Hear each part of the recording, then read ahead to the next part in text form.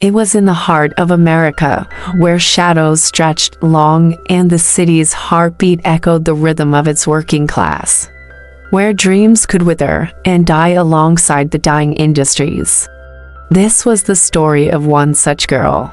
Her name was Lily, and she was only 17 years old when her father, the head of security at a major textile factory, lost his job due to the company downsizing. Suddenly, their once comfortable middle-class life was reduced to the size of a showbox, and the family's financial stability hung by a thread.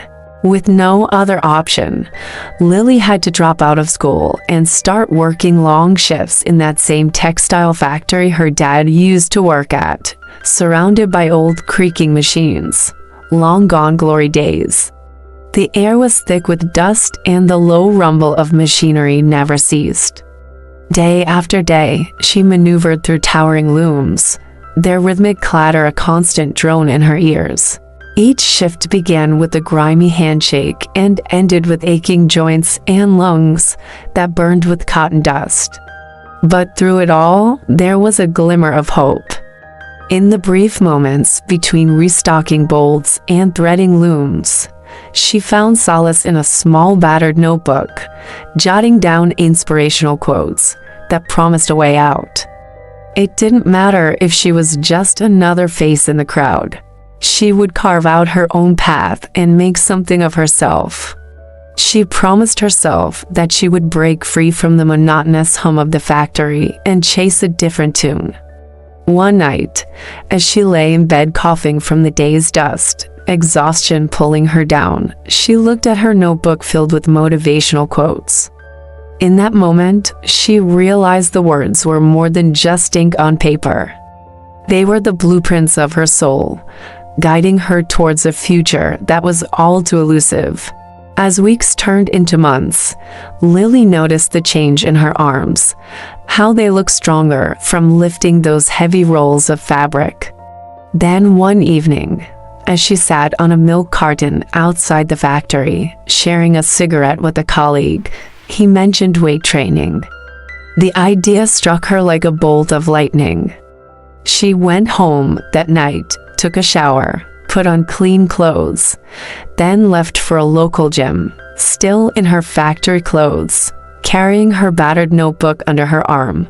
She walked in with a mix of determination and fear. Inside, the clanging of weights and the focused grunts of gym goers made her feel self-conscious. But she walked up to the counter and asked for some assistance. She wanted to lift weights, she said, but she had never done it before. The man at the counter just looked at her and started laughing. He pointed at her clothes, covered in dust, and said, "You want to lift here? Go home, take a shower, wear proper clothes, and come back if you want to try again." His words hit her like a punch, knocking the air out of her lungs. Tears welled up, blurring her vision. She felt like giving up right then and there. But then she remembered the fire that burned within her. The thought of returning to the factory defeated, the shame of facing her colleagues, the disappointment of letting down her father, all spurred her on. She took a deep breath, wiping away her tears, clutching her notebook tightly. Then she walked out of the gym, back to the dusty streets and the familiar hum of the factory. That night, as the city slept, Lily trained alone in her backyard. She dug up old tires, filled them with dirt, and hauled them around. She used cement blocks as weights and imagined they were iron bars. For months, she kept at it, pushing through pain, exhaustion, and ridicule. Some called her crazy, some laughed, but she pressed on. Slowly, her body started to change. Muscles that had never been used before ached and grew. Her arms, once mocked for their bulk, became toned and powerful. One day, a man named Mike entered the gym. He was a well-known coach in the area. Having trained many successful weightlifters, he had a keen eye for spotting raw talent. As he watched Lily struggling to lift a weight, he saw not just grit, but also a natural aptitude for the sport. He approached her, introducing himself. When he learned that she had never had a proper coach, he offered to mentor her. Initially, she was hesitant, unsure if she was good enough. But Mike saw past her self-doubt, recognizing the potential that lay dormant within her. He guided her through various exercises, teaching her proper form and technique. Under his mentorship, Lily blossomed. She began participating in local lifting competitions. Despite not winning, she gained confidence with each attempt. Then came the day that changed everything. It was at a local powerlifting meet. The atmosphere was thick with tension and the smell of sweat and determination. As Lily stepped onto the platform, the spotlight catching the sheen of sweat on her muscular arms, she felt a rush of emotions. She had worked so hard for this moment. Lifting her first weight, she felt the cheers of the crowd echoing in her ears. With each successful lift, her confidence grew. And when she successfully completed her third and final lift, the crowd erupted. There she was, the underdog from the factory, about to claim victory. When the announcer read out her total weight lifted, the applause reached a crescendo. Lily, holding the medal in her tearful eyes, knew in that moment that she wasn't just a factory girl. She was Lily, the weightlifter. She had proved that even in the darkest of shadows, strength can be forged.